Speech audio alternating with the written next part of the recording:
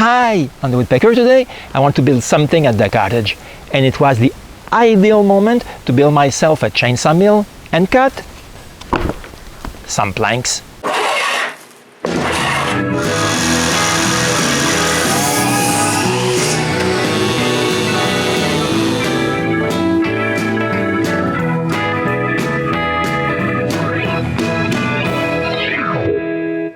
With all the trees we had to cut to make our new road, we now have a huge pile of firewood.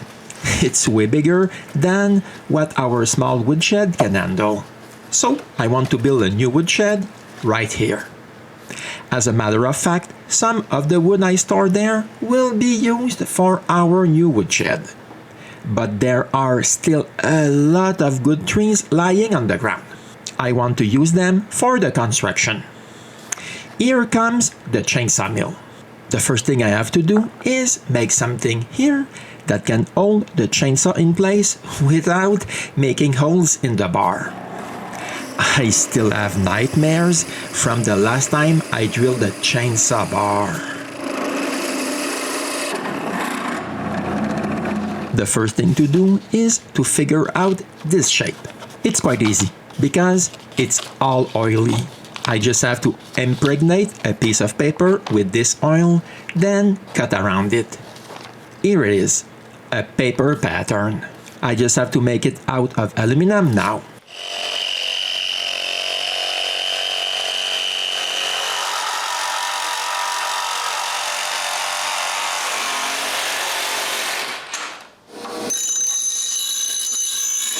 After deburring the edges, I mark where to drill the holes.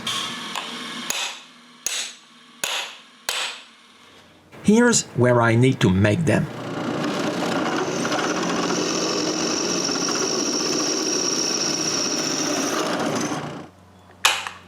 Perfect. I have the spacer, but I realize that I can't adjust the chain like that. I need to drill another hole.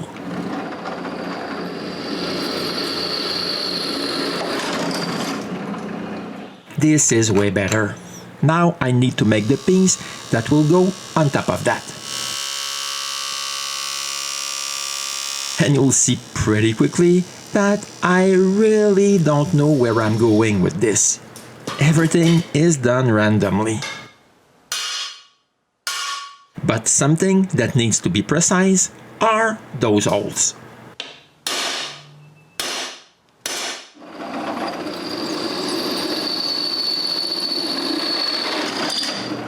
This is perfect, but I realize that the handle is in the way.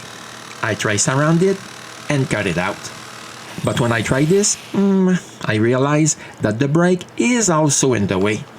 I trace around it and it's back to the jigsaw.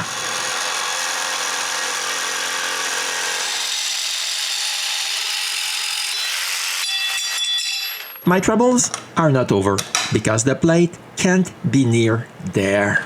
Okay, this will be fine, maybe for the next 5 minutes or so. Now I can cut the first wooden part. In fact, this is the base that the saw will rest on. But just like the aluminum part, I need this to lay flat. First thing in the way, the handle again.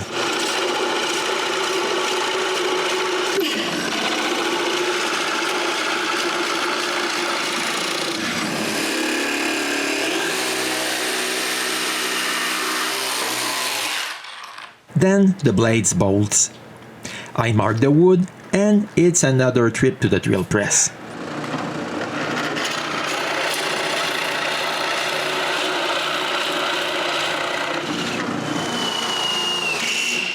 Then I can drill 3 holes to bolt this in place.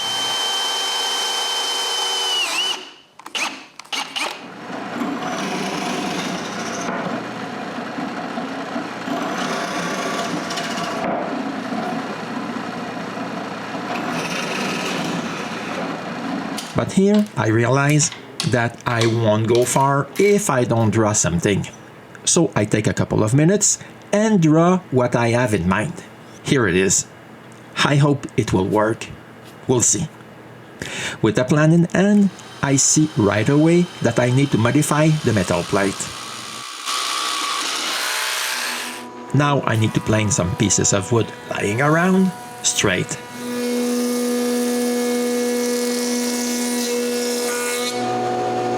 I begin with the structure around the saw. After cutting the top part, I can screw all this together.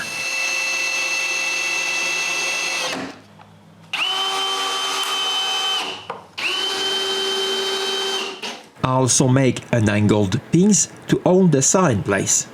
I just need to glue and screw it on another piece of 2x4.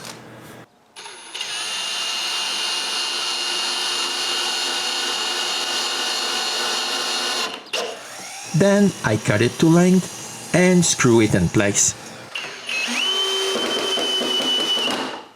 I also made this piece to hold the saw in place. But it's only here that I realize that my plywood base is not big enough because the break is sticking out. I have to add more wood. I told you I had no idea where I was going.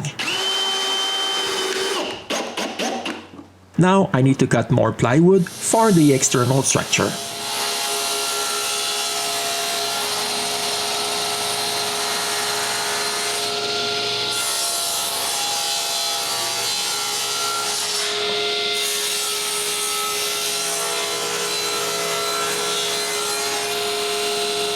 Then I rip the corner pieces from a 2x12.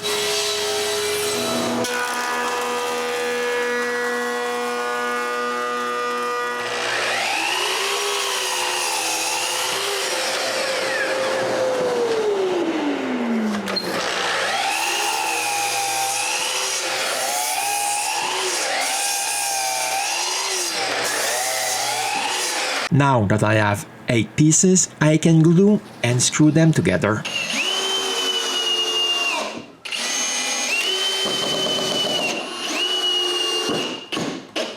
But I'm missing the 8 corner blocks.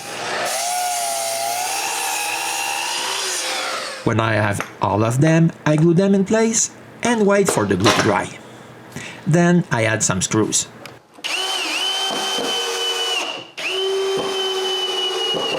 Now I can screw the base to the corner posts. Before screwing the top, I make sure that the interior can move easily. Since it does, I screw the top in place. It's now time to make the bottom hooks that will hold this to the rails.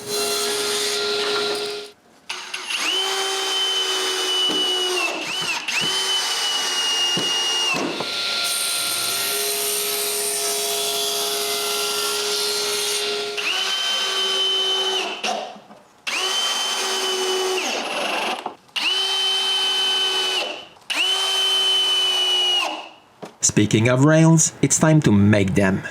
For this, I'll take this 2x12 that is only gathering dust. The first thing to do is to bring it down. See, I wasn't kidding when I talk about dust. After dusting it a little bit, I cut part of the end.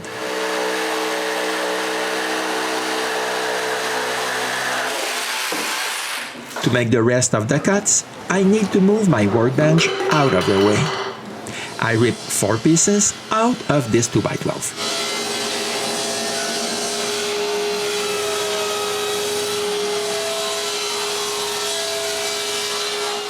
Now I need to glue them together to form an L shape.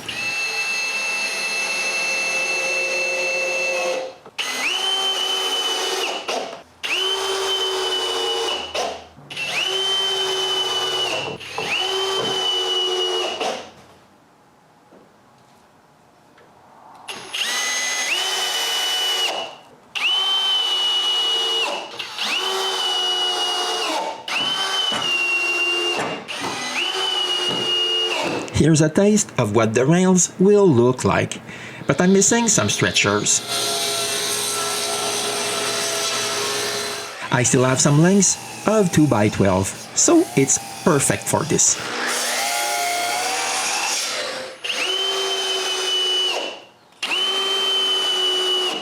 Here they are. I can try this now. Not bad. But I still spread a bit of wax to try to make it slide even better. And yes, it's much easier to move. But I'm still missing a hole for the height adjustment threading rod. After finding the center, I drill a hole in both pieces of plywood at the same time.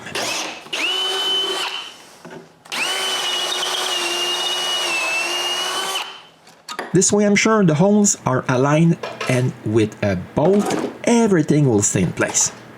The rest of the construction will be done at the cottage. Because from now on, I need a little less precision. The first thing I do is remove wood to provide space for the cable. Then I reinforce the end.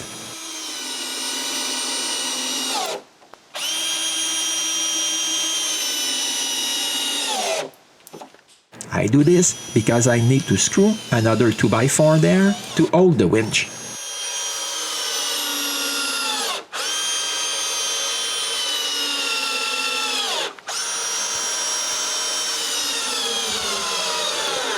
After bolting this in place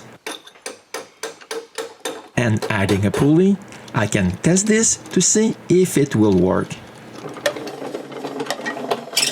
It's a good start. I'm super happy. But I still need to do something to put the lugs at the right height.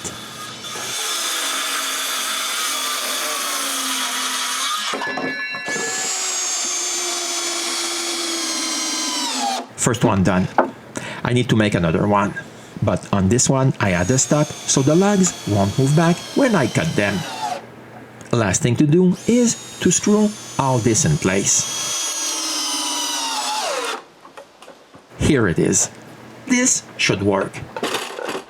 The next morning, I can put the saw in place. Okay, my design is not the best because I have to unscrew part of the jig to put the saw in place. But now that it's ready, we just need to transform all those logs into construction lumber. The first thing to do is to move the sawmill beside the logs. Put the carriage in place and install the first log. I must admit that my first try is a real disaster. The log is turning by itself and the chain even jumped out of the blade. After putting the chain back in place, I decide that all the logs will be screwed to the mill from now on. And it's a go.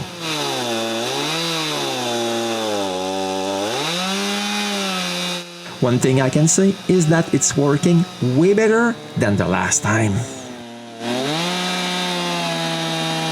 I can even say that it's working great.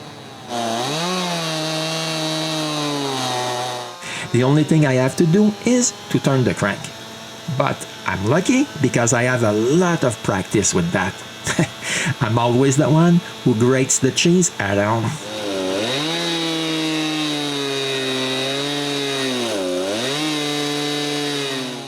We begin with the smallest log, and we make 1 or 2 pieces per log.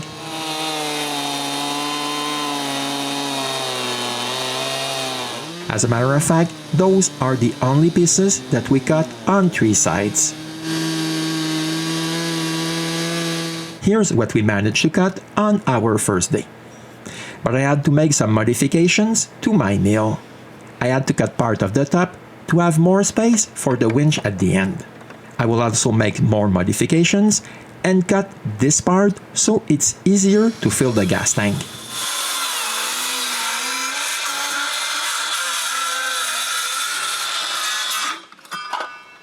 Like this, it will be much easier. Then we can continue to cut more logs.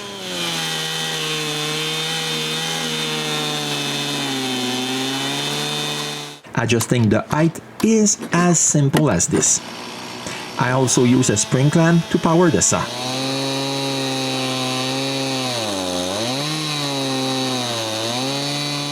This is after 2 days. I think I will have enough pieces of this size. The next day, we start with the planks.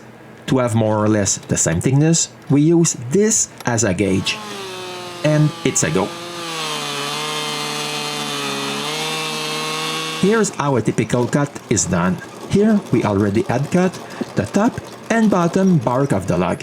I bring the carriage back to the beginning. We adjust the cut thickness and we're good to cut a plank. Okay, this sawmill can not be operated by only one person.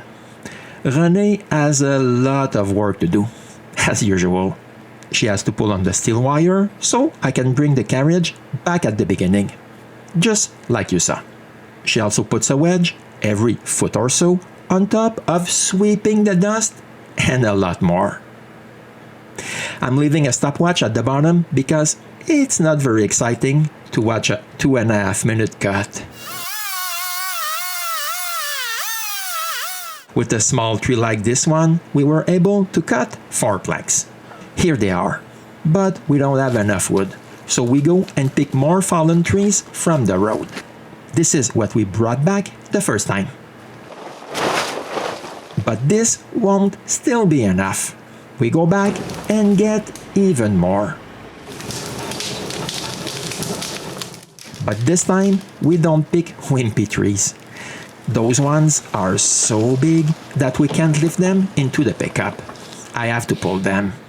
This is our biggest pile yet. But those are really big logs.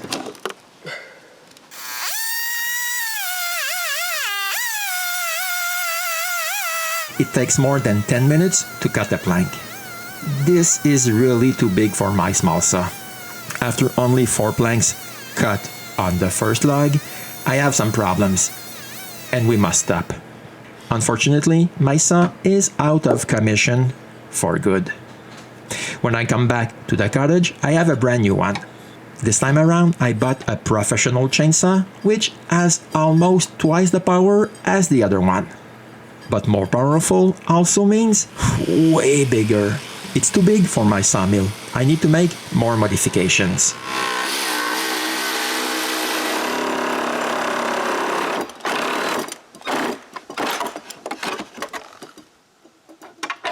Now it can fit in place.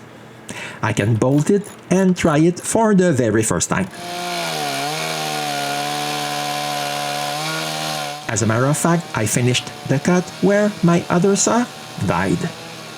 But this is such a wimpy cut that I can't say if it's better than my other one. This is the very first cut of a full-length plank. Okay, this is way faster, but I found that it became too hot for my taste. With its heavy price tag, I'm not taking any chances. I'm going to make more modifications. First of all, I can see that the support at one time was really hot. I can see that it's normal because the muffler output is just there. I'm going to cut it again.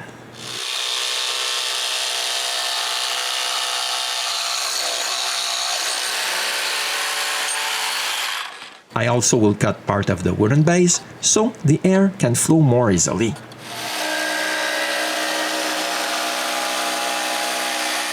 And now we're ready to try this again. We begin by cleaning the logs because pulling them on the ground leaves a lot of dirt on the bark. I even added a small fan to keep the saw cooler and a shim so the saw won't run at full speed for a long time. In my modifications, I even added another wing nut at the bottom of the top. This way I'm sure nothing will move during a cut. And it's time to cut more planks.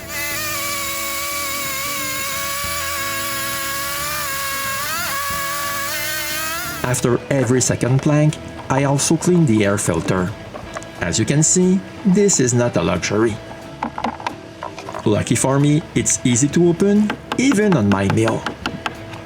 Then we continue and cut a lot more wide planks.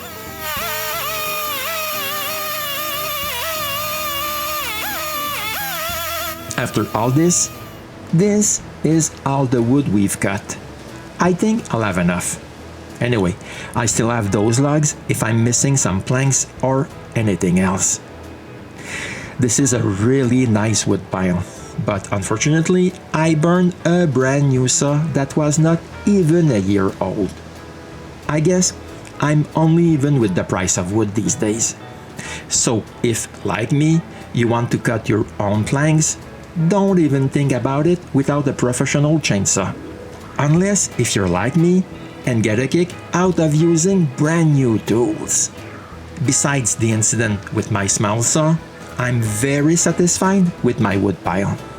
On top of having this wood, I'm very impressed about the quality of the cut. If you want to see what I'll build with all this wood, you'll have to come back to the Woodpecker.